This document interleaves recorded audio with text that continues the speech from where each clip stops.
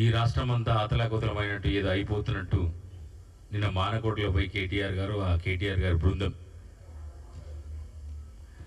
ఏదో ధర్నా చేశారు.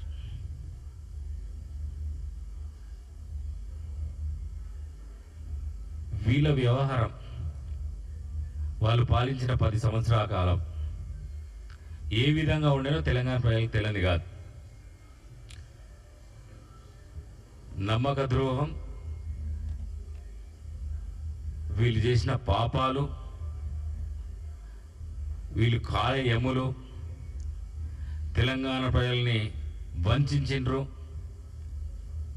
కాలాంతకులు అని కూడా చెప్తున్నాం మేము. ఏ విధంగా తెలంగాణ ప్రజల్ని హింసించిండ్రో తెలంగాణ ప్రజలు మర్చిపోయినరా? ఏ విధంగా తెలంగాణ యువత ఆత్మహత్యలకు కారణమైనరో ఇలా తెలంగాణ ప్రజలు మర్చిపోతారు అనుకుంటే అది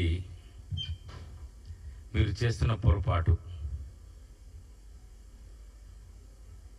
గత చరిత్ర చూసుకుంటే వీళ్ళు ఏ విధంగా పాలించారు, గత చరిత్ర అంతా కూడా మోసాలే. వీళ్ళు ఏమనుకుంటారంటే చరిత్రను చింపేయచ్చు, చరిత్ర గతం కాదు, చరిత్ర ఎప్పటికి చింపితే చిరిగేది కాదు, కాలు పెడితే కాలేదు కాదు చరిత్ర. చరిత్ర అన్నది ఎప్పటికీ ఉండిపోతుంది. కేటీఆర్, మీరు చేసిన పాపాలు, మీ వల్ల జరిగిన ఆత్మహత్యలు, విద్యార్థుల మరణాలు,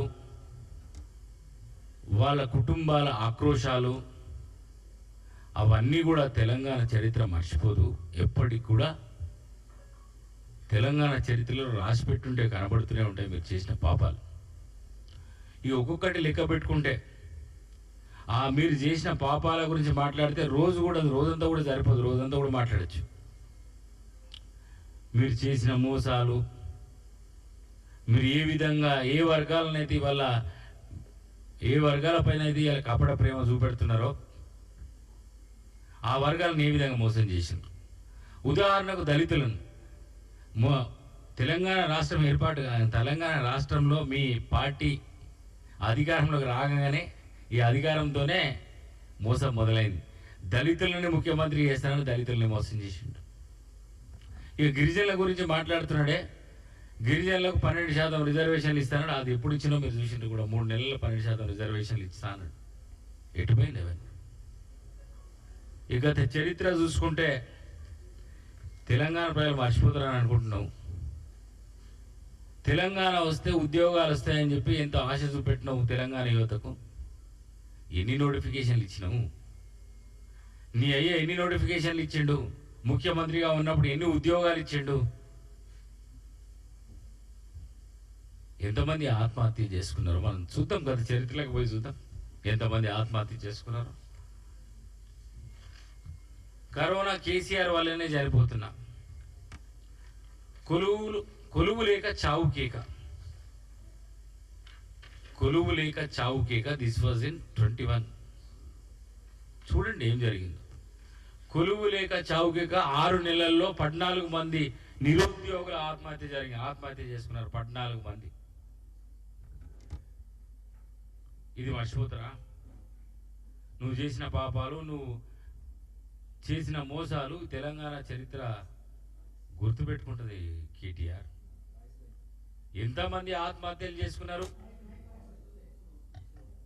హలో,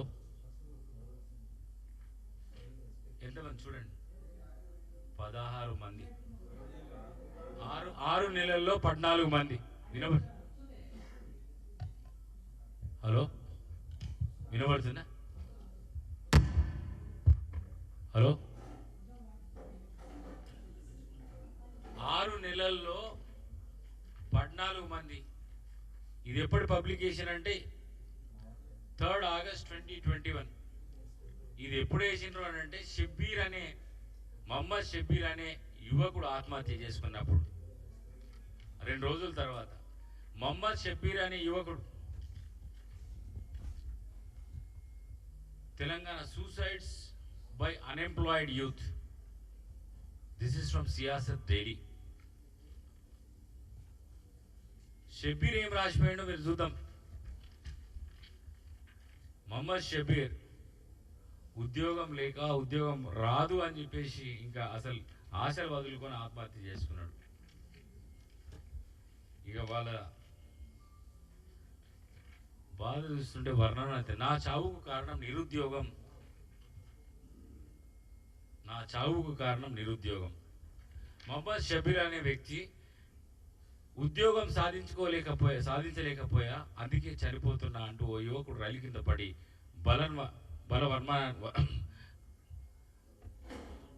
బలవర్మానానికి పాల్పడిన సంఘటన కరీంనగర్ జిల్లా జమ్మికుంట రైల్వే స్టేషన్ సమీపంలో ఆదివారం చోటు చేసుకుంది. 26 ఏళ్ల యువకుడు. ఈయన చనిపోయిన తర్వాత భార్య ఆయనకు